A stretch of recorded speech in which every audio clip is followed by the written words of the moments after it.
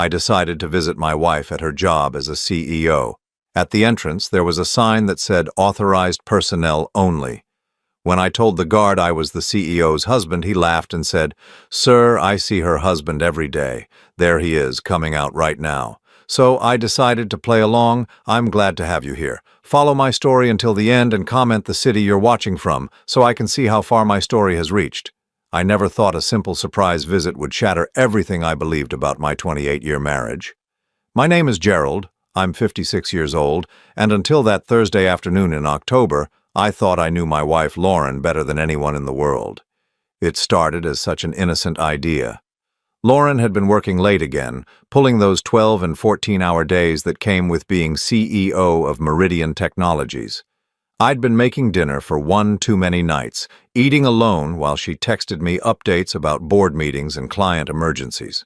That morning, she'd rushed out without her usual coffee, and I thought bringing her favorite latte and homemade sandwich might brighten her day.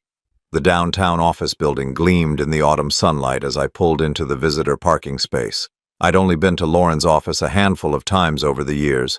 She always said it was easier to keep work and home separate, and I respected that boundary. Maybe I respected too many boundaries. I walked through the glass doors carrying the coffee and brown bag, feeling oddly nervous. The lobby was all marble and chrome, the kind of intimidating corporate space that made me grateful for my quiet accounting practice.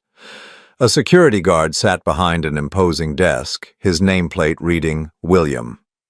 "Good afternoon," I said, approaching with what I hoped was a confident smile. "I'm here to see Lauren Hutchins. I'm her husband, Gerald." William looked up from his computer screen, his expression shifting from professional courtesy to something I couldn't quite read. He tilted his head slightly, studying my face, as if trying to solve a puzzle. "You said you're Mrs. Hutchins's husband?" His voice carried a note of confusion that made my stomach tighten. "Yes, that's right, Gerald Hutchins. I brought her lunch." I held up the bag, suddenly feeling foolish. William's expression changed completely. His eyebrows shot up, and then he did something that froze my blood. He laughed. Not a polite chuckle, but a genuine, bewildered laugh that echoed through the marble lobby. "Sir, I'm sorry, but I see Mrs. Hutchins' husband every day. He just left about 10 minutes ago." William gestured toward the elevators with casual certainty. "There he is now, coming back." I turned, following his gaze, and watched a tall man in an expensive charcoal suit stride through the lobby. He was younger than me, maybe mid-40s, with the kind of confident bearing that seemed to own every room he entered. His dark hair was perfectly styled, his shoes polished to a mirror shine. Everything about him screamed success and authority. The man nodded to William with familiar ease. "Afternoon, Bill. Lauren asked me to grab those files from the car." "No problem, Mr. Sterling. She's in her office." Frank Sterling. I knew that name from Lauren's work stories, her vice president who joined the company 3 years ago, the man she occasionally mentioned in passing, always in professional context. Frank this, Frank that, always business. My hands felt numb around the coffee cup. The brown bag crinkled as my grip tightened involuntarily. Everything in me wanted to speak up, to correct this massive misunderstanding, but my voice had completely abandoned me. William was looking between Frank and me now, genuine confusion creasing his features. "I'm sorry, sir, but are you sure you're Mrs. Hutchins' husband? Because Mr. Sterling here is married to her." The words hit me like physical blows. Married to her, present tense, not was married, not claims to be married, but a simple, matter-of-fact statement that shattered my reality. Frank paused mid-stride, his attention drawn to our conversation. When his eyes met mine, I saw something flicker across his face. Not guilt, not surprise, but recognition. He knew exactly who I was. "Is there a problem here?" Frank's voice was smooth, controlled, the voice of a man accustomed to managing difficult situations. Something cold and calculating passed through my mind in that moment. Every instinct screamed at me to explode, to demand answers, to create the scene this situation deserved. But a deeper wisdom, born from 28 years of reading people and situations in my accounting practice, told me to play along. "Oh, you must be Frank. I said, forcing my voice to remain steady. Lauren's mentioned you. I'm Gerald, a friend of the family. The lie tasted bitter, but it bought me time to think. I was just dropping off some documents for Lauren. Frank's shoulders relaxed slightly, but his eyes remained watchful. Ah, yes. Lauren's mentioned you too. Had she? What had she said? She's in meetings most of the afternoon, but I can make sure she gets whatever you brought. I handed over the coffee and sandwich, my movements mechanical. Just tell her Gerald stopped by. Of course. Frank's smile was perfectly professional, perfectly normal, as if we hadn't just had the most surreal conversation of my life. I walked back to my car in a daze, my legs moving without conscious direction. The October air felt sharp against my skin, but I barely noticed. Everything looked the same as when I'd arrived 30 minutes ago, but my world had fundamentally shifted. Sitting in the driver's seat, I stared at the office building through my windshield. 28 years of marriage. 28 years of sharing a bed, a home, dreams, fears, inside jokes that nobody else understood. 28 years of believing I knew this woman, completely. My phone buzzed with a text from Lauren. Running late again tonight, don't wait up, love you. Love you. The words that had once brought me comfort now felt like another lie in what was apparently a web of deception I'd been blind to. How long had this been going on? How many times had Frank been introduced as her husband while I sat at home, making dinner for one, believing her stories about late meetings and business dinners? I started the car and drove home through familiar streets that suddenly felt foreign. Our house looked the same, the red brick colonial we'd bought when Lauren first made partner at her previous firm, the garden she'd insisted on planting our second year there, the mailbox with both our names printed in careful script. Everything exactly as I'd left it, except now I knew it was all built on lies. Inside, the silence felt different. It wasn't the comfortable quiet of a home waiting for its occupants to return. It was the hollow emptiness of a stage set, a carefully constructed facade. I walked through rooms filled with our shared memories, vacation photos, wedding pictures, the ceramic bowl Lauren had made in that pottery class she'd taken 5 years ago. Had any of it been real? I made myself a cup of tea and sat at the kitchen table, staring at nothing. My mind kept replaying the scene at the office, searching for clues I'd missed, explanations that might make sense of what I'd witnessed. But there was only one explanation that fit, and it was one I wasn't ready to accept. The front door opened at 9:30, just as it had countless times before. Lauren's heels clicked against the hardwood floor, her keys jangled as she set them on the hall table. Normal sounds of a normal evening, except nothing was normal anymore. Gerald, I'm home. Her voice carried the tired warmth I'd grown accustomed to over the years. She appeared in the kitchen doorway, looking every inch the successful CEO in her tailored navy suit, her blonde hair still perfectly arranged despite her long day. How was your day? I asked, the question automatic. She sighed, loosening her jacket. Exhausting. Back-to-back meetings all afternoon. Did you eat already? I nodded, studying her face for any sign of deception, any hint that she knew about my visit to her office. There was nothing. Her expression was exactly what it had always been, tired, distracted, but genuinely glad to see me. I brought you coffee today, I said carefully, to your office. Lauren paused in the middle of reaching for a glass. For just a fraction of a second, something shifted in her expression. Then she smiled. You did? I didn't get any coffee. I gave it to Frank to pass along. Another pause, so brief I might have imagined it. Oh, Frank mentioned someone stopped by. I had back-to-back meetings all afternoon, so I probably missed it. She moved to the refrigerator, her back to me. That was sweet of you to think of me. I watched her pour herself a glass of wine, noting how her hands remained perfectly steady. Either she was telling the truth or she was the most accomplished liar I'd ever met. After 28 years of marriage, I was terrified to discover which one it was. The rest of the evening passed in a surreal pantomime of normalcy. We watched the news together, discussed our weekend plans, went through the same bedtime routine we'd followed for decades. But underneath it all, a terrible new awareness pulsed like a second heartbeat. As Lauren slept beside me, her breathing deep and peaceful, I stared at the ceiling and wondered how many other lies I'd been living with. How many times had she come home from spending the day being Frank's wife, only to slip seamlessly back into being mine? How long had I been sharing my life with someone who was living a completely different one when I wasn't around? The numbers man in me started calculating. 3 years since Frank joined the company. How many late nights, how many business trips, how many times had she mentioned his name in passing, conditioning me to accept his presence in her professional life while he was actually inhabiting something much more personal? But the questions that haunted me most weren't about timelines or evidence. They were simpler and infinitely more devastating. Who was the woman sleeping next to me, and who had I been married to all these years? The next morning arrived with cruel normalcy. Lauren kissed my cheek before leaving for work, the same quick peck she'd given me for years. She wore her favorite perfume, the one I'd bought her for Christmas 2 years ago. Everything about her was familiar, comforting, exactly as it had always been. Except now I knew I was kissing a stranger. I called my office and told my assistant I'd be working from home. For the first time in my 15-year practice, I couldn't bear the thought of discussing tax returns and quarterly reports. Instead, I sat at my kitchen table with a cup of coffee that grew cold while I stared at Lauren's coffee mug in the sink. She'd used it that morning, just like always. Had she been thinking about Frank while she drank from it?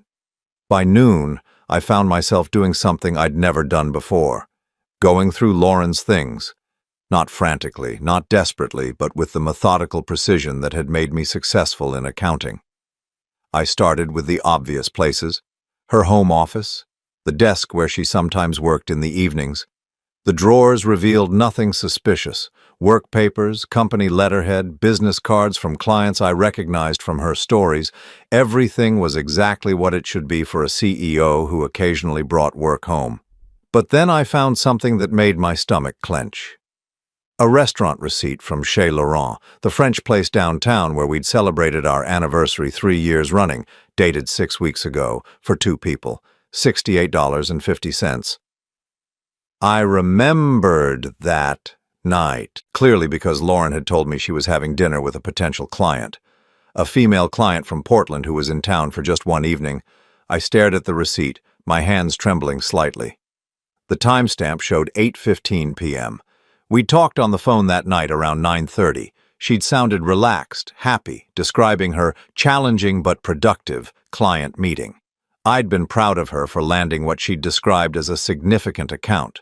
But this wasn't a business dinner receipt.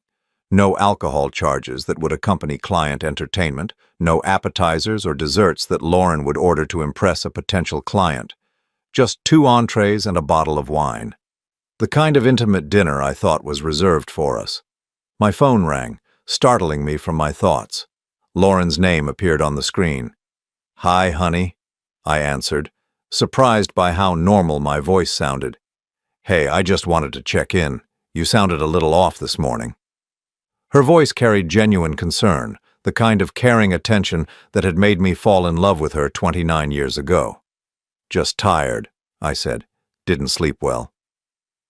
"Maybe you should take a real break today. You've been working so hard lately." The irony of her suggestion wasn't lost on me. While I'd been working hard at my small practice, she'd apparently been working hard at maintaining 2 separate lives. "Actually, I was thinking about that dinner you had with the client from Portland. The one about 6 weeks ago? How did that work out?" A pause. So brief that most people wouldn't notice it. But after 28 years of marriage, I knew Lauren's speech patterns. She was calculating. "Oh, that. It didn't pan out the way we'd hoped. She decided to go with a local firm." Her voice remained steady, casual. "Why do you ask?" "Just curious. You seemed excited about it at the time." "Well, you win some, you lose some." I could hear typing in the background. She was probably answering emails while talking to me, multitasking the way she always did. "I should get back to this board meeting prep. See you tonight?" "See you tonight." After she hung up, I sat staring at the receipt. Either she was lying about the client meeting or she was lying about the dinner. Either way, she was lying.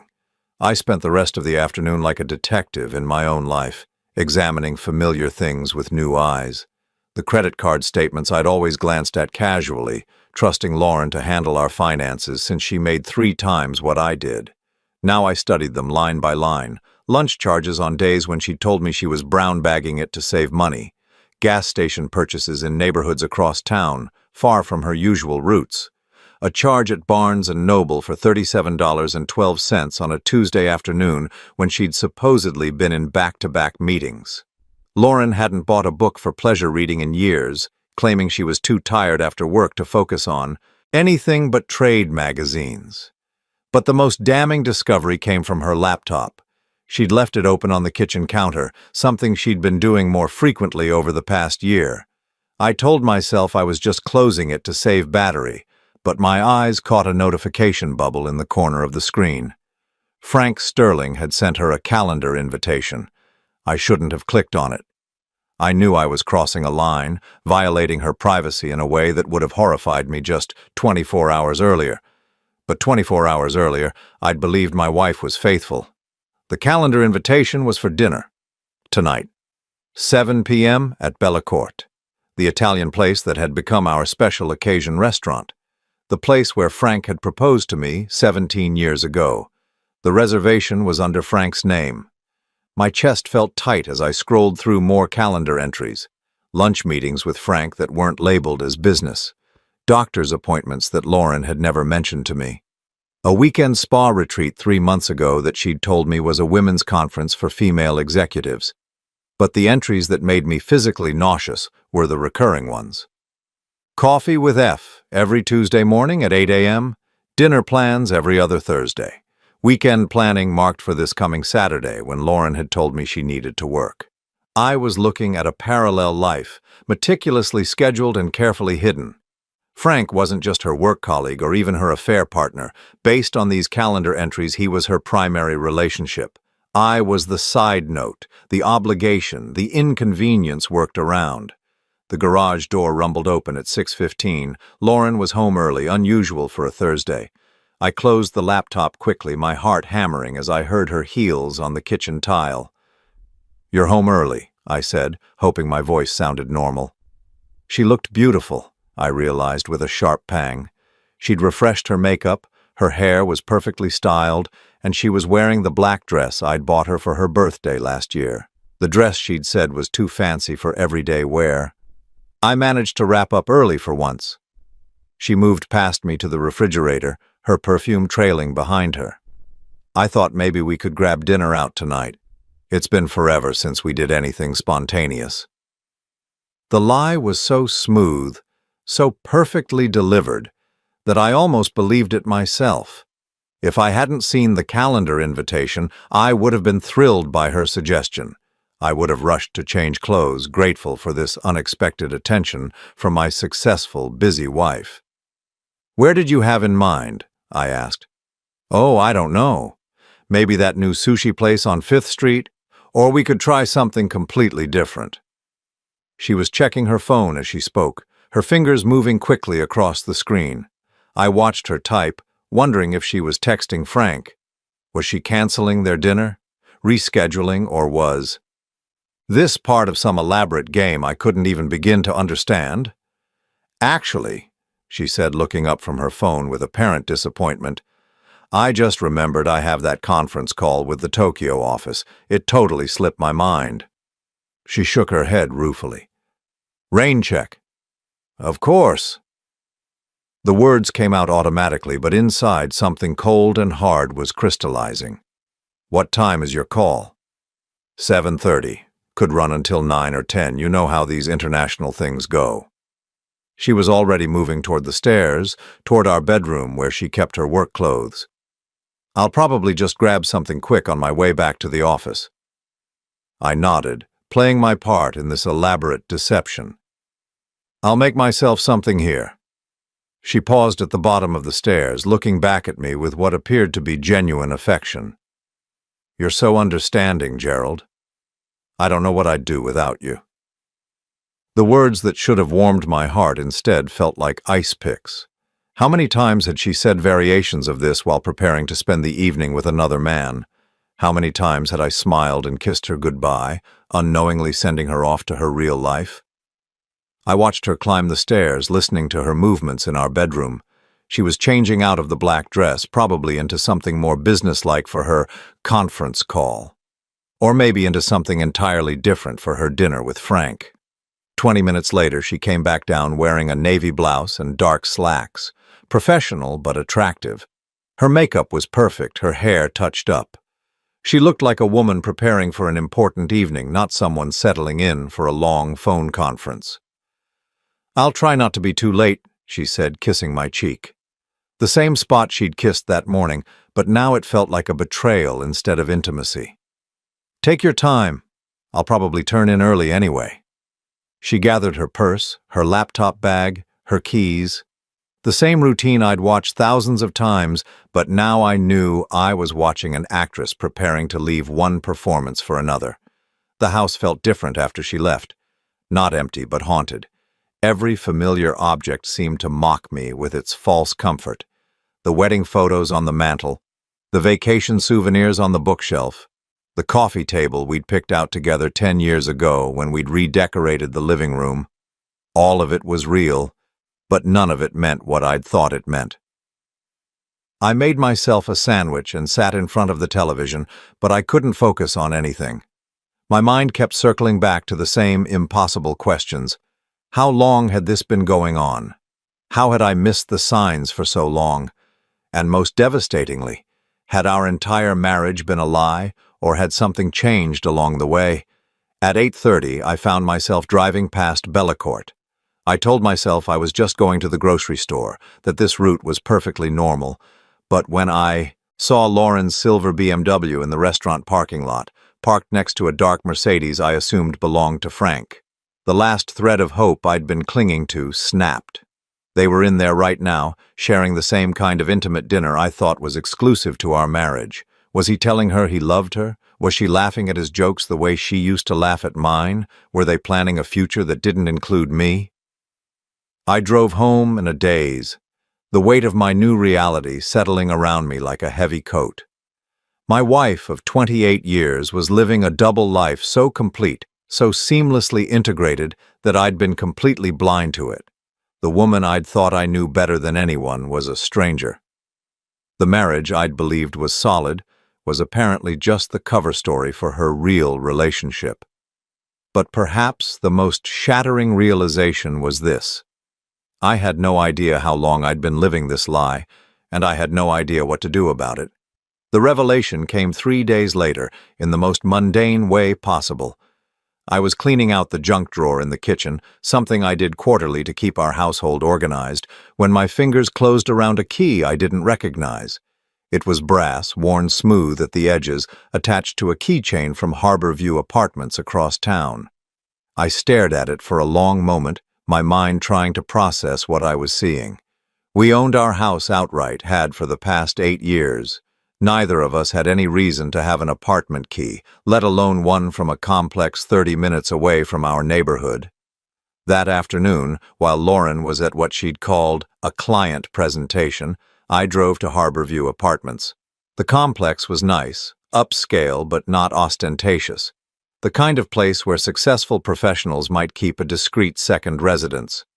I sat in my car in the visitor parking area, staring at the key in my palm and wondering if I really wanted to know what door it opened. The answer came when I saw Frank's Mercedes pull into a numbered space. I watched him get out, carrying a grocery bag and what looked like dry cleaning. He moved with the easy familiarity of someone coming home, not someone visiting. When he disappeared into Building C, I waited exactly 10 minutes before following.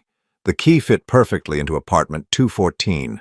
The door opened onto a life I never knew existed. It wasn't a temporary hiding place or a secret meeting spot. It was a home. A fully furnished, lived-in home with photos on the mantel, books on the shelves, and Lauren's favorite throw pillows arranged on a couch I'd never seen before. But it was the photos that destroyed me completely. Lauren and Frank at what looked like a company Christmas party, his arm around her waist in a possessive, intimate way. The two of them on a beach I didn't recognize, both tanned and relaxed. Lauren wearing a sundress I'd never seen. Frank kissing her cheek while she laughed, her left hand visible and notably bare of the wedding ring she wore at home. I moved through the apartment like a ghost, cataloging evidence of a relationship that was clearly far more than an affair. This was a second life, complete and established. In the bedroom, Lauren's clothes hung next to Frank's in a shared closet. Her perfume sat on the dresser next to his cologne.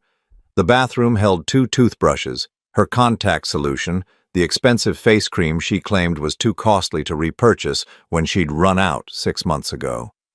On the kitchen counter, I found the most devastating evidence of all, a folder labeled Future Plans in Lauren's handwriting. Inside were house listings in Frank's name, vacation brochures for trips I'd never heard her mention, and a business plan for expanding Meridian Technologies with Frank listed as CEO and Lauren as president. But at the bottom of the folder was something that made my hands shake. A consultation summary from Morrison & Associates Family Law. The letterhead was familiar because Morrison & Associates was the firm that had handled our will updates 5 years ago. According to the summary, Lauren had met with them twice in the past 4 months to discuss optimal divorce strategies for high-asset individuals. The document outlined her approach in clinical detail. She planned to file for divorce, citing irreconcilable differences and emotional abandonment. The strategy involved establishing a pattern of my alleged emotional unavailability, supported by what the lawyer called lifestyle incompatibility evidence. According to this plan, my preference for quiet evenings at home would be presented as social isolation. My satisfaction with my small accounting practice would become lack of ambition. My contentment with our modest lifestyle would be reframed as inability to support her professional growth. But the most chilling part was the timeline. Lauren had been planning this divorce for at least 2 years, carefully documenting instances of what she called my withdrawn behavior. She'd been creating a narrative of our marriage that painted me as an inadequate husband who'd gradually become emotionally unavailable. The woman I'd been living with, loving, trusting, had been systematically building a case against me while I remained completely oblivious. I sat on their couch, surrounded by evidence of their shared life, and tried to process the magnitude of the deception. This wasn't just an affair that had gotten out of hand. This was a calculated replacement of one life with another. Frank hadn't just stolen my wife. He'd systematically assumed my role while I was gradually being written out of the story. My phone buzzed with a text from Lauren. "Running late tonight. Don't wait up. Love you." Love you. The same words she'd probably texted me from this very apartment, maybe while Frank was cooking dinner in their kitchen or while they were planning their next vacation together. How many times had she sent me loving messages, while actively living a completely different life? I photographed everything with my phone, my accountant's mind automatically creating the documentation I'd need later. The photos, the legal documents, the evidence of their shared residence. But as I worked, a strange calm settled over me. For 3 days I'd been tormented by uncertainty, by the gap between what I knew and what I suspected. Now I had answers, and while they were devastating, they were also clarifying. Lauren hadn't just been having an affair. She'd been conducting an elaborate long-term plan to transition from one life to another, with me as the unwitting supporting character in my own replacement. The woman I'd been married to for 28 years had spent the last several years methodically erasing me from her future while maintaining the facade of our marriage. When I got home, I found Lauren's laptop open on the kitchen counter again. This time, I didn't hesitate. I opened her email and found correspondence that confirmed everything I'd discovered at the apartment. Messages between Lauren and Frank discussing when to make the transition. Communications with her lawyer about preparing Gerald for the inevitable changes. Even emails to our mutual friends, subtly preparing them for what she called some difficult decisions I'll need to make about my marriage. One email to her sister Sarah, dated just 2 weeks ago, was particularly devastating. "Gerald's been so distant lately. I think he's going through some kind of midlife crisis, but he won't talk about it. I'm trying to be patient, but I can't sacrifice my own happiness indefinitely. Frank thinks I should consider all my options. Reading this, I realized that Lauren hadn't just been living a double life. She'd been actively rewriting our marriage history to justify her planned exit. Every quiet evening I'd spent reading while she worked on her laptop, every time I'd encouraged her to pursue her career ambitions even when it meant less time together, every instance of my being supportive rather than demanding had been transformed into evidence of my inadequacy as a husband. The cruelest part was recognizing how she'd manipulated my own responses to support her narrative. When she'd started working later and traveling more, I'd been understanding. When she'd seemed stressed and distant, I'd given her space. When she'd suggested we needed better communication, I'd agreed to couples counseling, never realizing I was providing her with material to use against me later. That night, Lauren came home at nearly 11 o'clock, apologizing for her late evening with client entertainment. She kissed my cheek and asked about my day, the same routine we'd followed for years. But now I could see it for what it was. A performance designed to maintain the status quo until she was ready to execute her exit strategy. "How was the client dinner?" I asked, testing her reaction. "Productive, I think. We're trying to land this big contract, and sometimes these things require extra relationship building." She moved around the kitchen with practiced ease, making herself a cup of tea. Frank was there too, of course, since he'll be managing the account if we get it. Frank was there too, of course he was. I wondered if they'd laughed about this conversation later in their shared apartment while planning their shared future. "That's good," I said. "You and Frank work well together." Lauren paused, cup halfway to her lips. "We do. He really understands the business side of things." There was something in her voice, a warmth that she used to reserve for talking about me. "He's been instrumental in some of our biggest wins lately." I nodded, playing my part in this elaborate charade. But inside, I was calculating. How long did I have before she filed for divorce? How much more evidence did she need to gather to support her strategy? How many more times would I kiss her goodnight while she planned my replacement? As I lay in bed that night, listening to Lauren's peaceful breathing beside me, I realized that the woman I'd been married to for 28 years was essentially gone. In her place was someone who could maintain this level of deception with apparent ease, someone who could plan my emotional and financial destruction while accepting my love and support. But perhaps most devastating of all was the recognition that I'd been living with a stranger for months, possibly years, without ever suspecting it. The Lauren I thought I knew, the woman I'd built my life around, had been gradually replaced by someone capable of this level of calculated betrayal. The question now wasn't whether my marriage was over. The question was whether it had ever really existed at all. I chose Saturday morning for the confrontation. Lauren was in our kitchen wearing the pale yellow robe I'd bought her 3 Christmases ago, sipping coffee from her favorite mug while scrolling through her phone. It was the kind of peaceful domestic scene that had once filled me with contentment. Now it felt like watching a performance I could no longer pretend to believe. "We need to talk," I said, setting the folder of evidence on the kitchen table between us. Lauren looked up from her phone, her expression shifting from casual attention to sharp awareness as she saw the documents.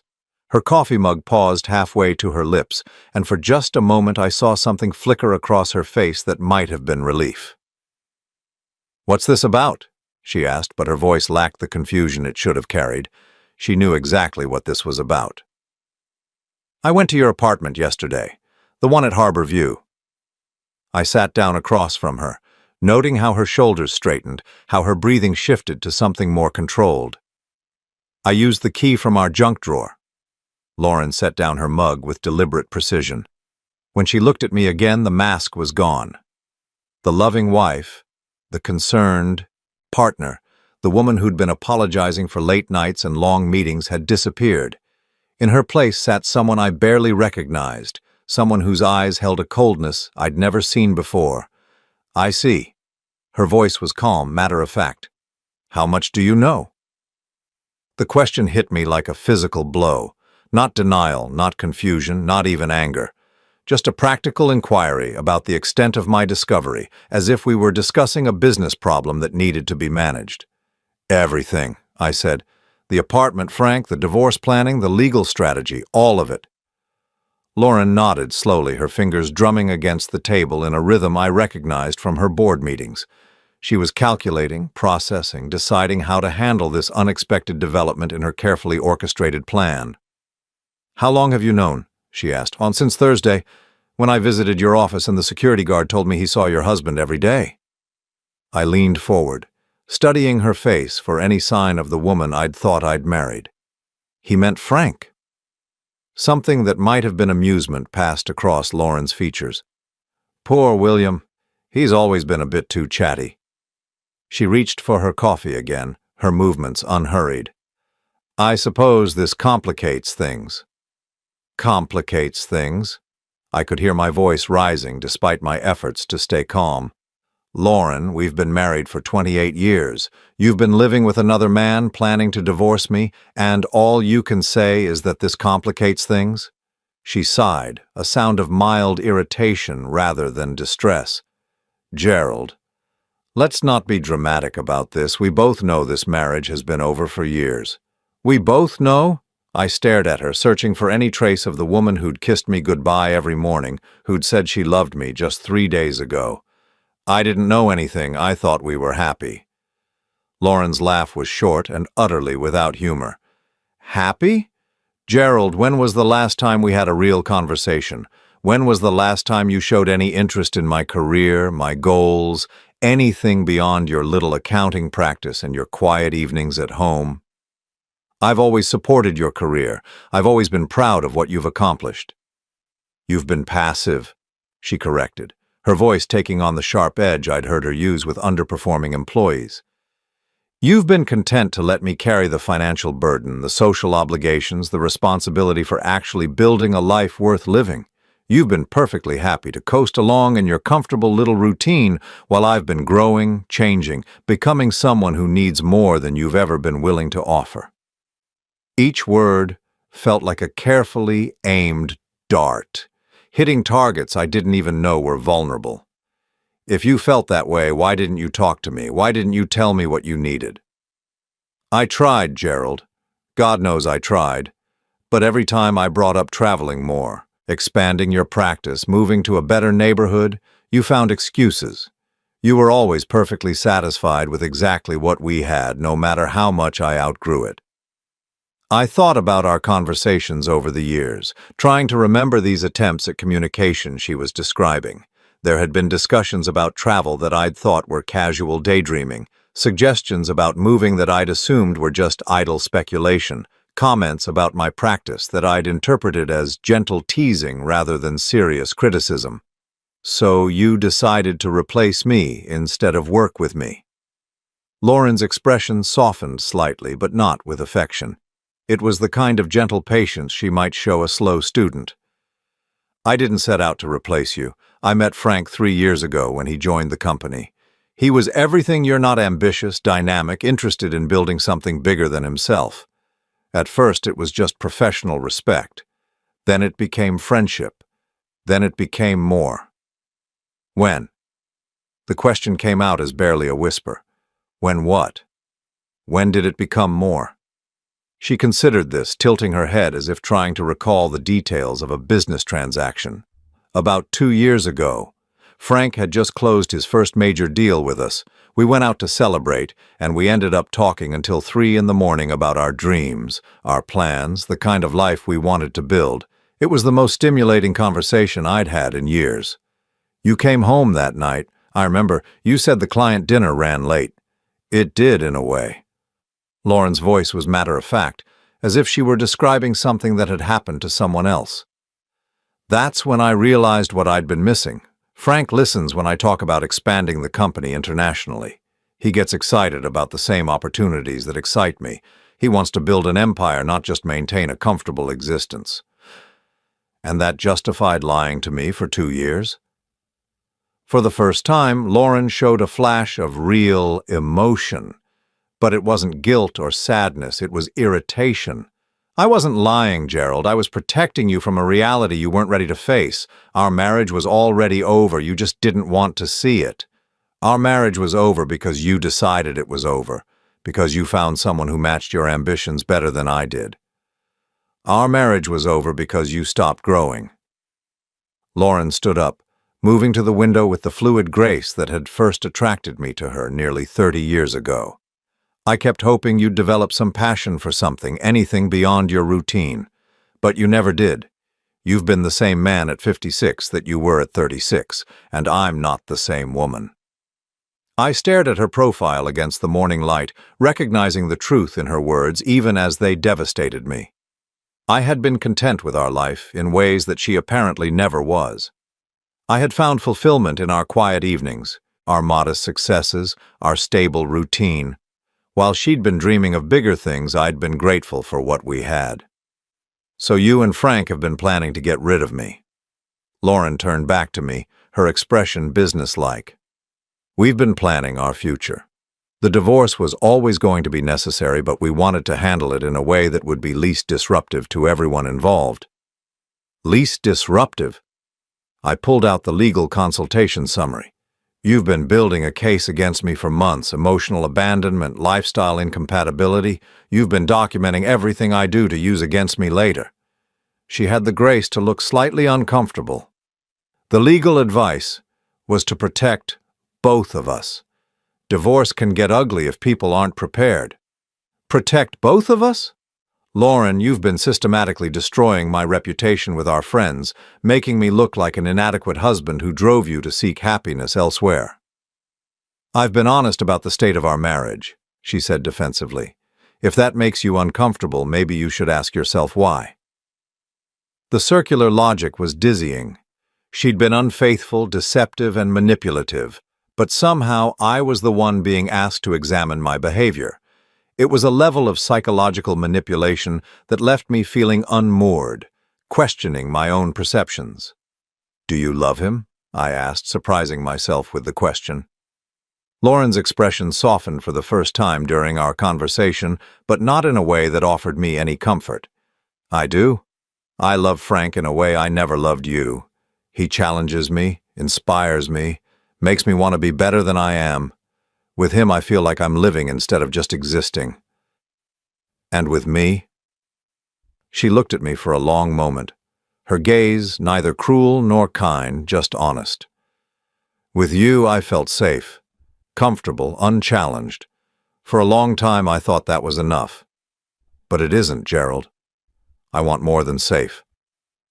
I sat in silence, absorbing the weight of her words. 28 years of marriage, and what she'd valued most about me was my ability to provide emotional safety and comfort. What I'd seen as love and partnership, she'd experienced as stagnation and limitation. What happens now? I asked. Lauren sat back down, her posture relaxing as we moved into practical territory. Now we handle this like adults. I was going to file for divorce next month anyway. This just accelerates the timeline. Next month?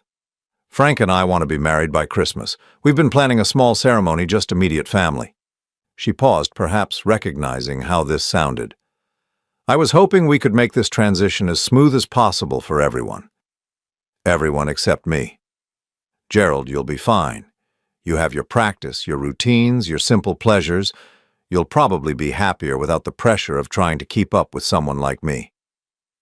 The condescension in her voice was breathtaking. Even in the midst of revealing her complete betrayal, she was positioning herself as the one doing me a favor by leaving. As if my contentment with our life had been a burden she'd been generously carrying all these years. I trusted you, I said quietly. I know you did, and I'm sorry it had to end this way. But Gerald, we both deserve to be with someone who truly understands us.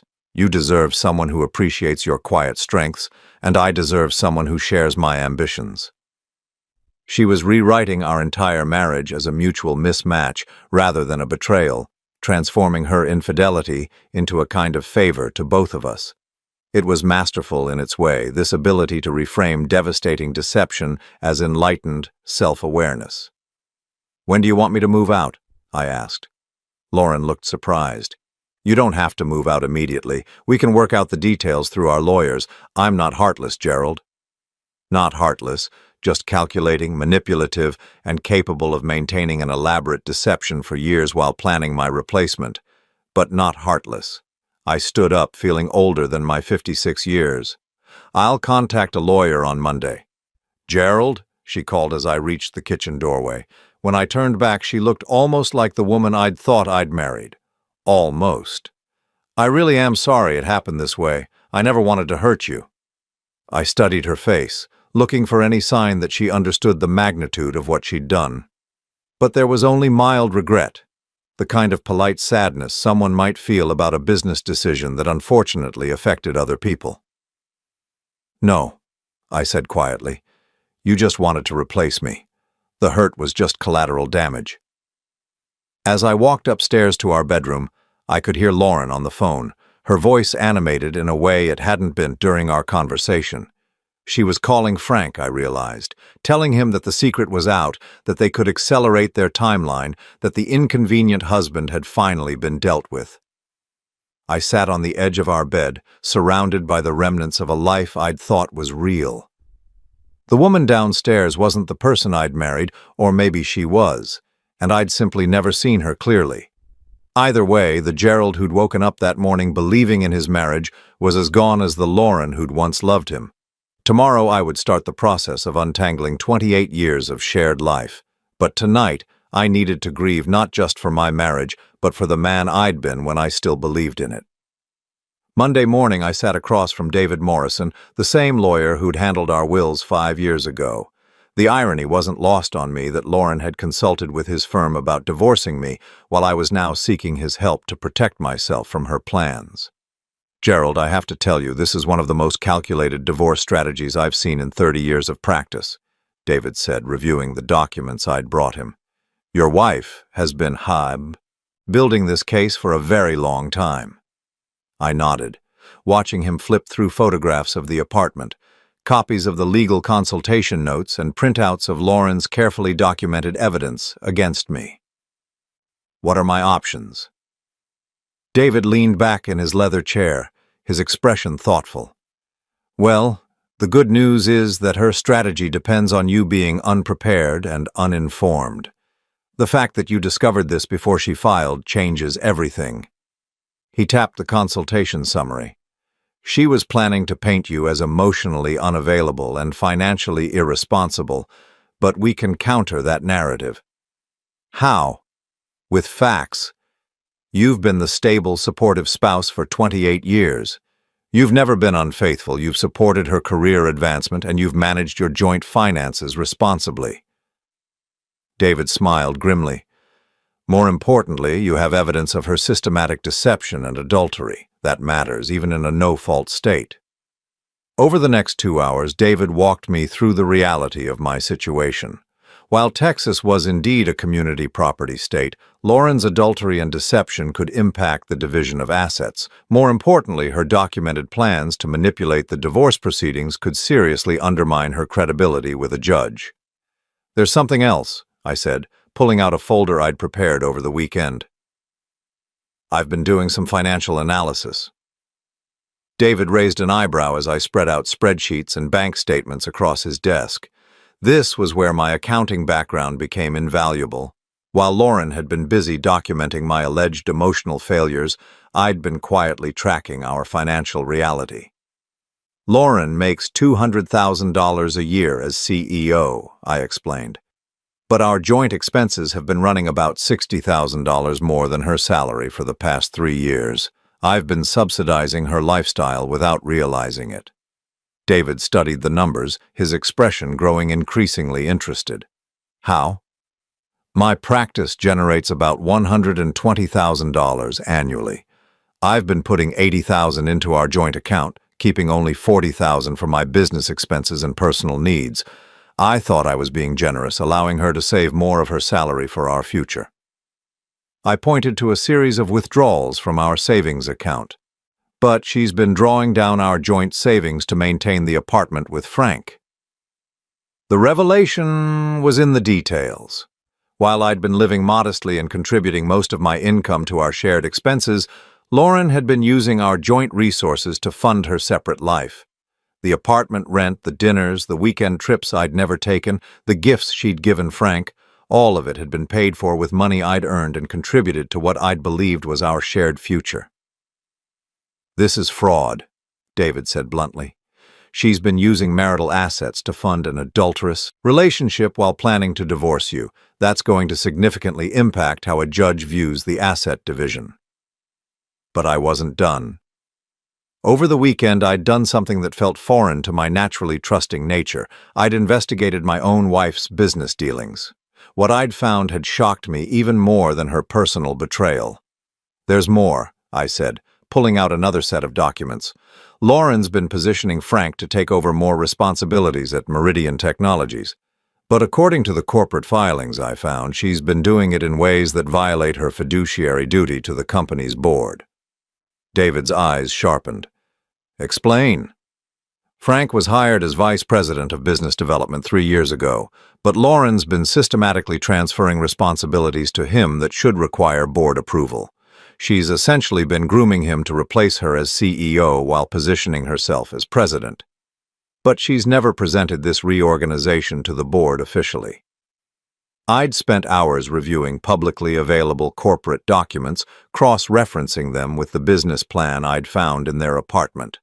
Lauren and Frank's vision for the company's future involved significant structural changes that would require stockholder approval. But according to the official records, these changes had never been properly presented or voted on. "She's been operating under the assumption that she can unilaterally restructure the company to benefit her relationship with Frank," I continued. "But the board doesn't know about their personal relationship, and they certainly don't know about the corporate reorganization she's been implementing without their approval." David was taking notes rapidly now. "Gerald, this isn't just about your divorce anymore. If what you're saying is accurate, Lauren could be facing serious professional consequences." The thought gave me no pleasure. I'd loved this woman for 28 years, and I took no joy in uncovering evidence that could destroy her career. But I also couldn't ignore the reality that she'd been systematically betraying not just me, but her professional obligations as well. "What do you recommend?" I asked. "We file first," David said without hesitation. "We get ahead of her narrative and present the facts before she can spin them. More importantly, we make sure the board at Meridian Technologies understands what's been happening under their noses." That afternoon, I did something that went against every instinct I'd developed over our 28-year marriage. I stopped protecting Lauren from the consequences of her actions. I called Richard Hayes, the chairman of Meridian's board of directors. Richard and I had met several times at company functions over the years, and I'd always liked his straightforward approach to business. "Gerald, what can I do for you?" Richard's voice was warm, unsuspecting.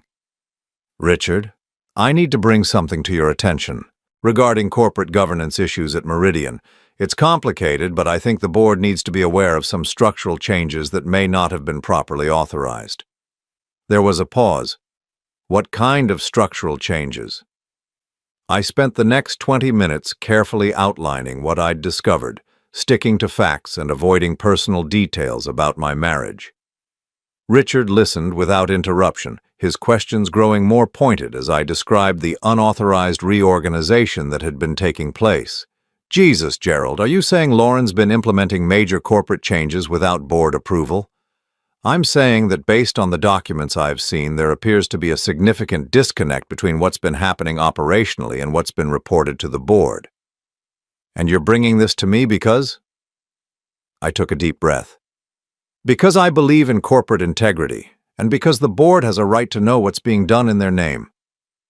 After I hung up, I sat in my office feeling a strange mixture of satisfaction and sadness.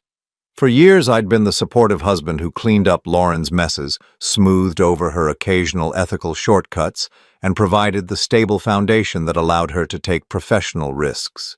Now I was the one creating consequences she'd have to face. That evening, Lauren came home later than usual. Her face was tight with stress, her usual composed demeanor cracked around the edges. "We need to talk," she said, setting her briefcase down with more force than necessary. About what? About the call Richard Hayes made to me this afternoon. About the corporate governance review the board has suddenly decided to conduct. Her eyes were hard, calculating. About the fact that my own husband is apparently trying to destroy my career. I met her gaze steadily. I shared factual information about corporate reorganization that appeared to lack proper authorization. Nothing more. Don't play innocent with me, Gerald. You knew exactly what you were doing. Yes, I did. The same way you knew exactly what you were doing when you spent 2 years planning my replacement. Lauren's composure finally cracked. This is different, and you know it. This affects my professional reputation, my ability to make a living. Your affair with Frank affects that too. The board's going to find out eventually that you've been restructuring the company to benefit your personal relationship. I just gave them a head start. She stared at me for a long moment, and I could see her reassessing everything she thought she knew about me. The passive, supportive husband who'd never challenged her decisions was gone. In his place was someone who understood the value of information and wasn't afraid to use it. What do you want? She asked finally. I want you to stop treating me like I'm stupid, I said. I want you to acknowledge that your actions have consequences beyond your personal happiness. And I want you to understand that I'm not going to quietly disappear just because it would be convenient for your new life plan. Lauren sat down across from me, her posture defensive. The board review will pass. There's nothing illegal about operational restructuring. Maybe not illegal, but unauthorized restructuring that benefits your romantic partner. That's going to be harder to explain, especially when the board realizes you never disclosed your relationship with Frank. I could see her working through the implications, her quick mind calculating the political and professional costs of her choices. For the first time since I'd discovered her betrayal, Lauren looked genuinely worried. What's it going to take to make this go away? She asked. It's not going away, Lauren. You set this in motion when you decided to live a double life. Now we all have to deal with the consequences. You're destroying everything I've worked for. I shook my head. You destroyed it yourself.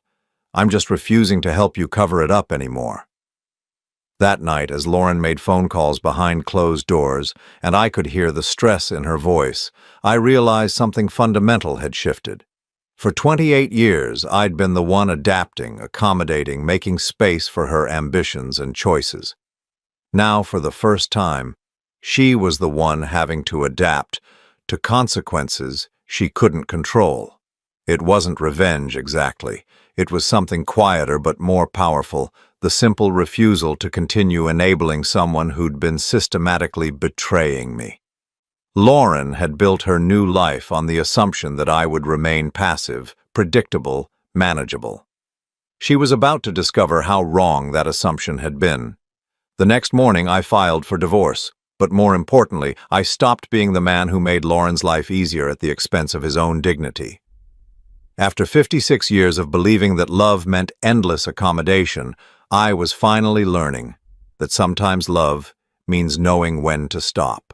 6 months later, I stood in the kitchen of my new apartment making coffee for one and finding genuine peace in the simplicity of it. The morning sun streamed through windows I'd chosen in a space that was entirely mine, free from the weight of deception and false harmony that had defined my life for so long. The divorce had been finalized 3 weeks ago. Despite Lauren's initial threats and manipulations, the evidence I'd gathered had shifted the entire dynamic of our settlement. When faced with documented proof of her adultery, financial deception, and professional misconduct, her lawyer had advised her to accept a more equitable division of assets than she'd originally planned. I kept the house, the one we'd shared for 20 years, but which I'd largely paid for with my contributions to our joint expenses. Lauren kept her retirement accounts and half of our savings, minus the amount she'd spent on maintaining her secret life with Frank. It was fair in a way that her original divorce strategy would never have been. But the real satisfaction came not from the financial settlement, but from watching Lauren face the consequences of choices she'd thought she could make without accountability. The corporate governance review at Meridian Technologies had been thorough and devastating. While the board hadn't found anything criminally actionable, they'd discovered a pattern of unauthorized decision-making and undisclosed conflicts of interest that had seriously undermined Lauren's credibility as a leader. Frank had been terminated immediately once his relationship with Lauren became known to the board. His position as vice president had been contingent on his professional judgment being uncompromised by personal interests, and his romantic involvement with the CEO represented an irreconcilable conflict of interest. Lauren had managed to keep her job, but barely. She'd been placed on probation, her decision-making authority had been significantly restricted, and she was required to report to a newly appointed chief operating officer who essentially supervised her every move. The woman who'd built her identity around professional power and autonomy was now working under closer oversight than she'd experienced since her first corporate job 20 years ago. Their apartment at Harbor View had been given up quietly. Frank had moved back to Denver, taking a position with a smaller firm at considerably less money than he'd been making at Meridian. Lauren had moved into a modest one-bedroom place, closer to her office. A significant downgrade from the luxury she'd become accustomed to. I learned about these developments not through direct contact, but through the small network of mutual friends and professional acquaintances that inevitably carried news in a city like ours. Some of these people had reached out to me after the divorce, expressing surprise at the circumstances and, in a few cases, apologizing for having believed Lauren's carefully constructed narrative about our marriage's decline. I had no idea. Sarah Martinez, one of Lauren's former colleagues, had told me when we'd run into each other at the grocery store. She made it sound like you'd grown apart gradually, like it was mutual. Nobody knew about Frank. These conversations had been validating in ways I hadn't expected. For months, I'd been questioning my own perceptions, wondering if I'd really been as inadequate a husband as Lauren had claimed. Learning that even her closest professional friends had been deceived helped me understand that her capacity for manipulation extended far beyond our marriage. But the most profound change wasn't in Lauren's circumstances or in the validation I'd received from others. It was in my own relationship with myself. For the first time in decades, I was living without the constant undercurrent of someone else's dissatisfaction. I hadn't realized how much energy I'd been spending trying to anticipate Lauren's needs, accommodate her moods, and compensate for whatever was missing in our relationship that I'd apparently been too dense to understand. My apartment was smaller than our house, but it felt spacious in ways that had nothing to do with square footage. I could read in the evening without worrying that my contentment with simple pleasures was somehow disappointing to someone who needed more stimulation. I could cook meals I actually wanted to eat instead of trying to impress someone who was probably texting her real partner while sitting across from me. I'd even started dating, something I'd thought would be impossible at 56 after 28 years of marriage. Margaret was a widow I'd met through my church, a gentle woman who appreciated conversation about books and enjoyed quiet dinners without needing them to be productions. She found my contentment with simple pleasures charming rather than limiting, and her uncomplicated affection was a revelation after years of trying to earn love from someone who'd been systematically withdrawing it. The strangest part was realizing how much happier I was without the marriage I'd thought I'd been fighting to save. Lauren had been right about one thing. We had grown incompatible, but not in the way she'd described. She'd become someone who could maintain elaborate deceptions while accepting love from someone she was actively betraying. I'd remained someone who believed in honesty, loyalty, and the possibility of working through problems together. Her version of growth had required discarding the values that had built our marriage. My version of growth was learning to protect those values from people who would exploit them. One evening in late spring, I was sitting on the small balcony of my apartment, reading and enjoying the sunset, when my phone rang. Lauren's name appeared on the screen, the first time she'd called since our divorce was finalized. I almost didn't answer. We had nothing left to discuss, no shared obligations that required communication. But curiosity won. "Hello, Lauren." "Gerald." Her voice sounded tired, older somehow. "I hope I'm not disturbing you. What can I do for you?" There was a long pause. I wanted to apologize for how everything happened, for the way I handled things. I waited, saying nothing. I know you probably don't want to hear this, but I've had a lot of time to think about what I did, about the choices I made. Another pause. You didn't deserve what I put you through. No, I didn't. I convinced myself that our marriage was already over, that I was just being honest about reality. But the truth is, I ended it long before I admitted it to myself. I ended it when I decided you weren't enough anymore, instead of trying to work with you to build something better. I found myself genuinely curious about this conversation. What's prompted this reflection? Lauren let out a sound that might have been a laugh, but without humor. Losing everything I thought I wanted. Frank and I lasted exactly 6 weeks after he moved to Denver. Turns out our great love affair was more about the excitement of secrecy and the thrill of planning a new life than about actually wanting to live together day to day. I'm sorry to hear that. Are you? She sounded genuinely curious. I considered the question honestly. Yes, I am. I'm sorry you threw away 28 years for something that wasn't real. I'm sorry you hurt so many people in pursuit of something that didn't exist. I'm sorry you discovered too late that what we had was actually valuable. Do you ever think about what might have happened if I'd just talked to you? If I'd been honest about feeling restless instead of creating this whole elaborate deception? Sometimes, I admitted. But Lauren, the problem wasn't that you felt restless or wanted more from life. The problem was that you chose deception and betrayal instead of honest communication. You chose to replace me instead of working with me. I know that now. Do you? Because even in this apology, you're focusing on the outcome that didn't work out for you, not on the damage you caused along the way. You're sorry that your strategy failed, not sorry that your strategy involved systematically lying to someone who loved you. Silence stretched between us. You're right, she said finally. Even now I'm still making it about me. Yes, you are. I hope you're happy, Gerald. I hope you found someone who appreciates what I was too selfish to value. I have. Her name is Margaret, and she's everything you never were. Honest, kind, and capable of love without manipulation.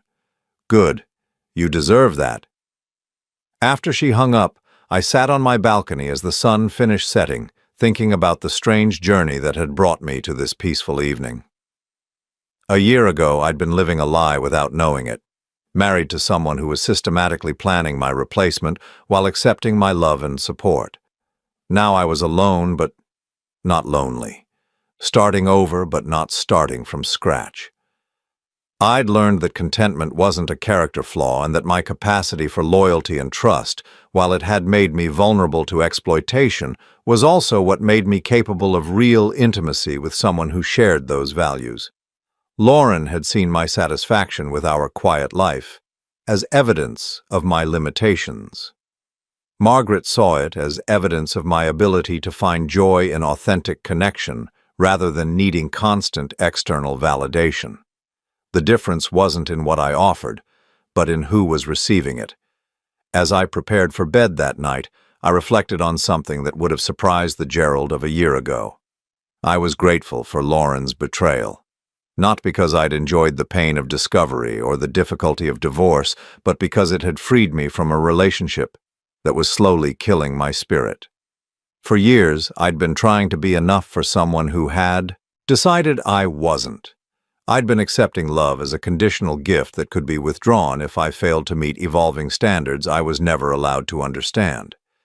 I'd been living in fear of disappointing someone who was already planning my replacement. Now I was living with someone who loved me, not despite my contentment with simple pleasures, but because of it. Someone who saw my loyalty as a gift rather than an expectation, my honesty as a treasure rather than a burden. At 56, I'd learned that sometimes the best thing that can happen to you is losing something you thought you couldn't live without. Sometimes freedom comes disguised as loss, and sometimes the most loving thing you can do is stop enabling someone who's been systematically betraying you. Lauren had been right about one thing. We both deserved to be with someone who truly understood us. She deserved someone capable of the same level of deception and manipulation that she was. And I deserved someone whose love didn't come with conditions, expiration dates, and exit strategies. As I turned off the lights in my small, honest apartment, I realized that for the first time in years, I was exactly where I belonged.